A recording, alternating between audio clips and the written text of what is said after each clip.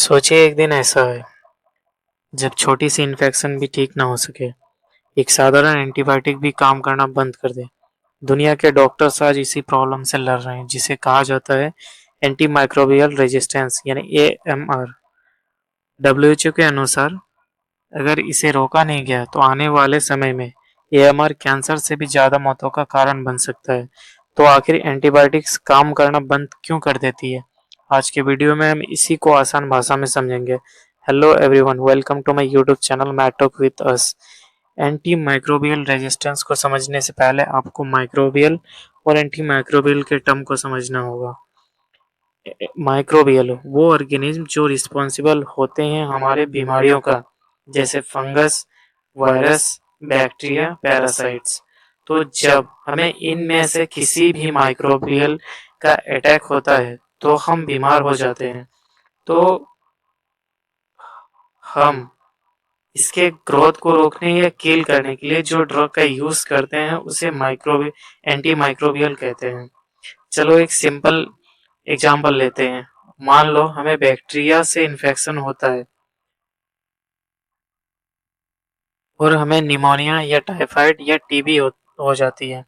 हम इन बीमारियों को ट्रीट करने के लिए इसके अगेंस्ट मेडिसिन लेते हैं जिसको एंटीबायोटिक्स कहते हैं, जिससे निमोनिया, टाइफाइड या टीबी का बैक्टीरिया मर जाता है या उसका ग्रोथ रुक जाता है, जिससे हम धीरे धीरे ठीक हो जाते हैं। ठीक वैसे ही जब वायरस के लिए लेते हैं तो इसको एंटीवायरल कहते हैं, जब फंगस के लिए लेते हैं इसको एंटी फंगल कहते हैं, जब पैरासाइट्स के लिए लेते हैं इसको एंटी पैरासाइट्स कहते हैं। जैसे हम देख चुके हैं कि बैक्टीरिया के लिए जब लेते हैं तो उसको एंटीबायोटिक्स कहते हैं। लेकिन दुनिया में सबसे ज्यादा मिसयूज एंटीबायोटिक्स का होता है, तो हम इसी को लेकर आगे एएमआर को समझेंगे।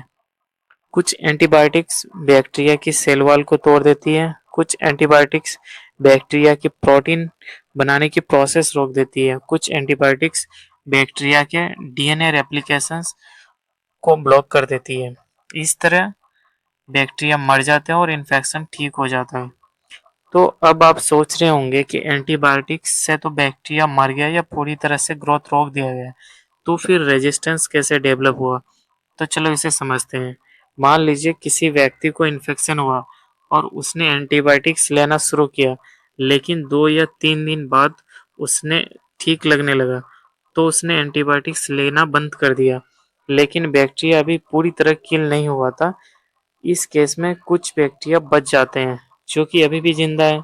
तो वो बैक्टीरिया धीरे धीरे उस एंटीबायोटिक्स के हिसाब से अपने आप को ढाल लेते हैं, और फिर अगर हम उस बैक्टीरिया से आगे बीमार होते हैं तो वो एंटीबायोटिक नहीं काम करता, क्योंकि वो बैक्टीरिया ऑलरेडी उस एंटीबायोटिक्स का रेजिस्टेंस निकाल चुका है, यानी वो उससे रेजिस्ट हो चुका है। जब हम वो एंटी स्पेसिफिक एंटीबायोटिक लेंगे तो वो एंटीबायोटिक उन बैक्टीरियाज पे काम नहीं करेगा इन फ्यूचर। आज दुनिया में कई इन्फेक्शन ऐसे हो गए जिसका इलाज बहुत मुश्किल हो गया है, जैसे ड्रग रेजिस्टेंस टीबी। आमतौर पर टीबी का इलाज 6 महीने तक चलती है, जिसको एंटीबायोटिक से हम ट्रीट करते हैं। मान लो पेशेंट ने डॉक्टर को बिना इन्फॉर्म किए 3 महीने में ही मेडिसिन रोक दी क्योंकि वो बेहतर फील कर रहे थे, तो इस केस में टीबी एंटीबायोटिक्स को रेजिस्ट करेंगे, और नेक्स्ट टाइम जब टीबी होगा तो पेशेंट को ड्रग रेजिस्टेंस टीबी होगा। दूसरा एग्जांपल लेते हैं एमआरएस से इन्फेक्शन यानी मेथिसिलिन रेजिस्टेंस स्टेफिलोकोकस ओरेसस। ये एक तरह का स्किन में होने वाला एब्सेस यानी फोरा, जिसको घाव कहते हैं, आम भाषा में घाव या फोरा कहते हैं। इसे ठीक करने के लिए मेथिसिलिन का यूज करते थे, लेकिन क्योंकि ये ऑलरेडी मेथिसिलिन का रेजिस्टेंस है तो ये मेथिसिलिन लेने पे ठीक नहीं होता है।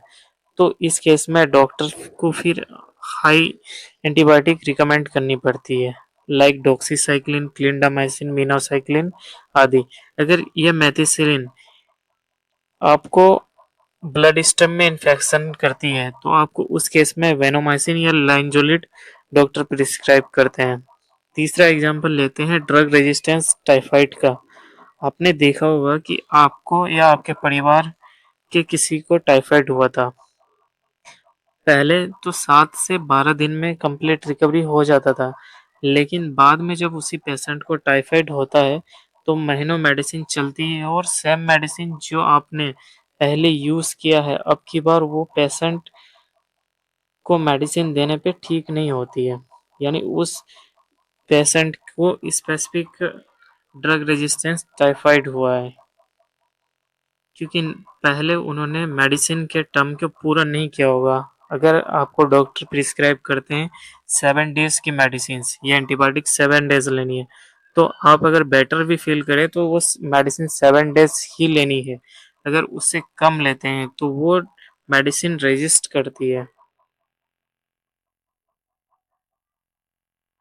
तो इस केस में फिर आपको डॉक्टर दूसरे एंटीबायोटिक्स से ट्रीट करते हैं। इन इन्फेक्शंस के ट्रीटमेंट में कई बार 6 महीने से 2 साल तक का मेडिसिन मेडिसिन लेनी पड़ती है, जिसमें ज़्यादा मुश्किल इलाज और महंगा हो सकता है। आपके मन में दो सवाल होंगे, अगर एएमआर बढ़ता गया तो क्या होगा, और दूसरा इसे कंट्रोल कैसे करें। चलो एक एक करके समझते हैं। अगर एएमआर बढ़ता गया तो क्या होगा, इससे साधारण इन्फेक्शन डेंजरियस बन सकता है, हॉस्पिटल में स्टे बढ़ सकती है, ट्रीटमेंट इन्फेक्स ये एक्सपेंसिव हो सकता है और आपका ट्रीटमेंट लंबा चल सकता है। और तीसरा है सर्जरी में रिस्की हो सकती है। फिर इसे कंट्रोल कैसे करें। नंबर 2, इसे कंट्रोल कैसे करें। एंटीबायोटिक्स का कोर्स कंप्लीट करें, सेल्फ मेडिकेशन ना करें, एंटीबायोटिक रजिस्टर्ड फिजिशियन के सलाह से लें, हाइजीन मेंटेन करें और वैक्सीनेशंस करवाएं।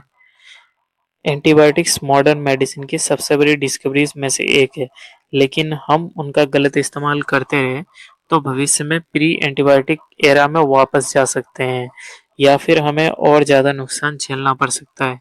इसलिए एंटीबायोटिक्स का इस्तेमाल जिम्मेदारी से करें और फार्मासिस्ट से भी डोज और ड्यूरेशन जरूर कंफर्म करें। और टॉपिक्स के बारे में जानने के लिए चैनल को सब्सक्राइब करें और वीडियो को शेयर करें। धन्यवाद।